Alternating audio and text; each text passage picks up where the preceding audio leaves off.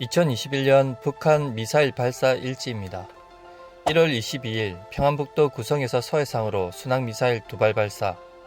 3월 22일 평안남도 온천에서 서해상으로 순항미사일 2발 발사.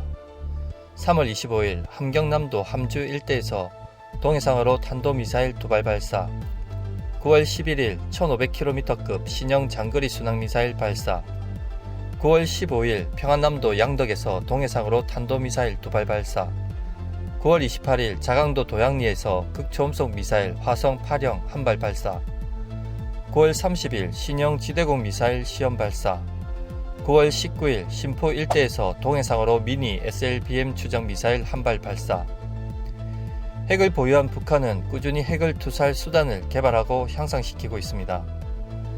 CNN 영변 핵단지 위성사진 분석, 무기급 핵물질 25% 증산할 수 있는 규모.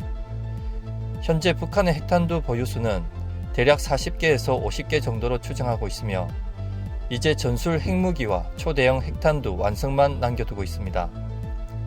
국방 목표 중 전술 핵무기 개발과 초대형 핵탄두 전력화를 비롯해 핵 고도화 목표만 남은 상태로 향후 추가 핵실험과 ICBM 시험 발사, 핵 추진 잠수함 등 도발 수위를 더욱 높여갈 것으로 전망됩니다. 특히 북한의 장거리 순항 미사일과 신형 SLBM은 한미 미사일 방어망에 상당히 위협적입니다. 이런 상황에서 미국 학계와 정치권 등 조야에서 북한의 다양한 핵무기 보유에 한국의 독자적인 핵무장에 동의하고 지지하는 여론이 형성되고 있습니다.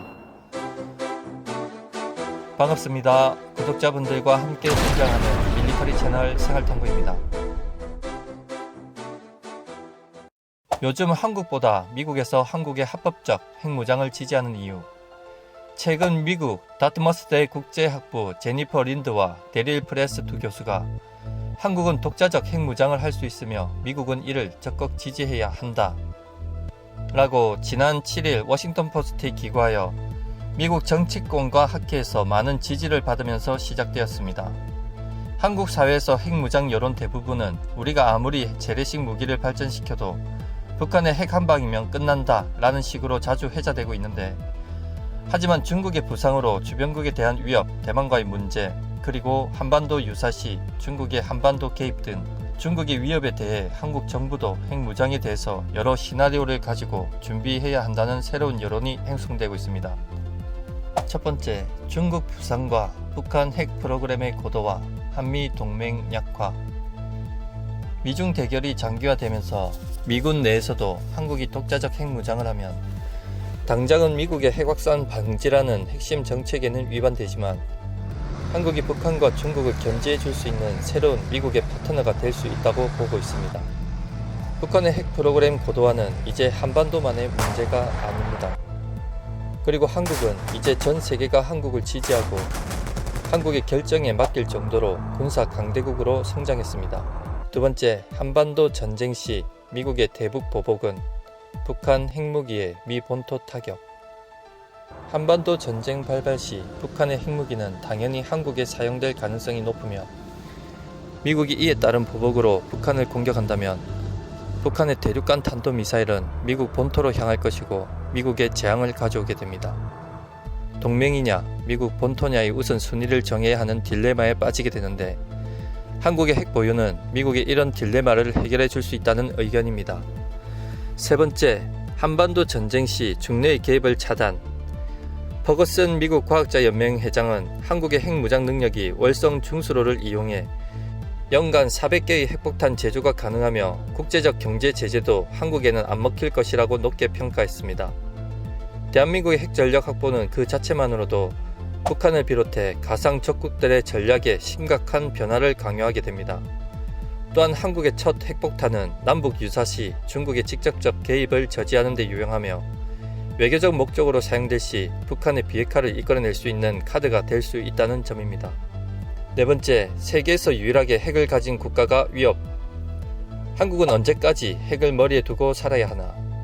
북한이 내부 문제로 분열될 경우 우리가 핵이 없다면 중국의 개입은 불을 보듯 뻔합니다.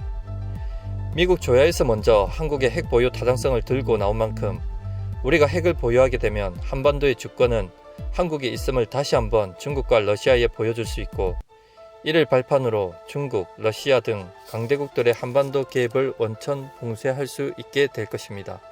다섯 번째, 한국 핵 보유 시 국제적 경제 제재는 무력화될 것. 세계 다섯 번째 공업력을 보유한 국가, 세계 여섯 번째 수출국. 한국에 대한 경제 제재는 하는 쪽도 타격을 보게 되므로 오래 제재를 지속하는 것은 불가능하다. 그리고 한국의 원자력 기술은 수출 분야에서도 미국, 일본, 프랑스 등과 합작 중이며 만일 한국에 대한 경제 제재를 가하면 이들 나라들도 타격을 받게 되므로 제재는 오래가지 못할 것이다. 마치며 현재 한반도 비핵화는 진전 없이 지지부진한 상태이며 그리고 남과 북은 미사일 경쟁에 돌입했으며 한국의 핵 보유는 국제사회에 그 타당성이 증명된 상태입니다. 비핵화에 대한 진전 없이 북한의 핵 프로그램 고도화는 지금도 진행 중입니다.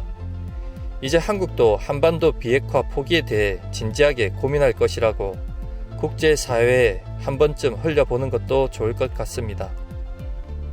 시청해주셔서 감사합니다. 구독과 좋아요 알림은 기쁨입니다.